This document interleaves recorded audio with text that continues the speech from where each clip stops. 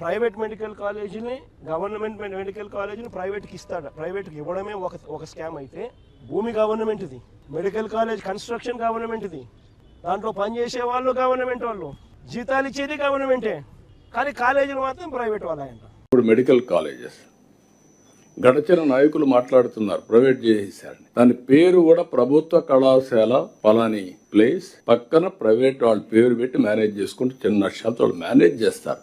ఆస్తి ఎవరిది? మందే. గైడ్ లైన్స్ ఎవరు ఫ్రేమ్ చేసాం? మనమే ఫ్రేమ్ చేస్తాం.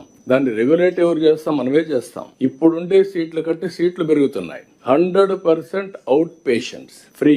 గవర్నమెంట్ హాస్పిటల్స్ కంటే బెటర్ గా ట్రీట్మెంట్. 70% ఇన్ పేషెంట్స్ మనం పంపించిన ఎన్టీఆర్ వైద్య సేవ పేషెంట్లే ఉంటారు. ఈ రోజు గవర్నమెంట్ హాస్పిటల్ కంటే ఎందుకు ఒకప్పుడు వీళ్లే సీఎం రిలీఫ్ కర్ణాటక లేకపోతే హైదరాబాద్, తెలంగాణ, చెన్నైకి పంపించారు. వై అంటే గవర్నమెంట్ సర్వీసెస్ అన్ని కూడా చాలవనే కదా.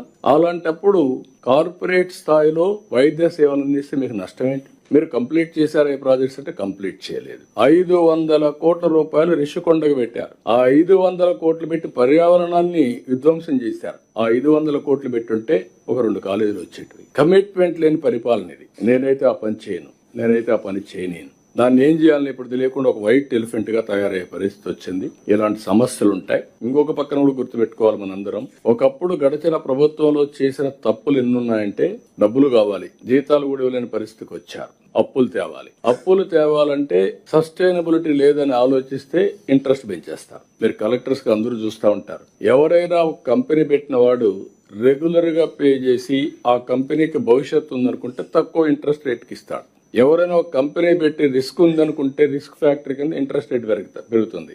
ఆంధ్రప్రదేశ్ స్టేట్ కూడా 13-14% తో డబ్బులు తీసుకొచ్చారు. Debt servicing has become a big problem.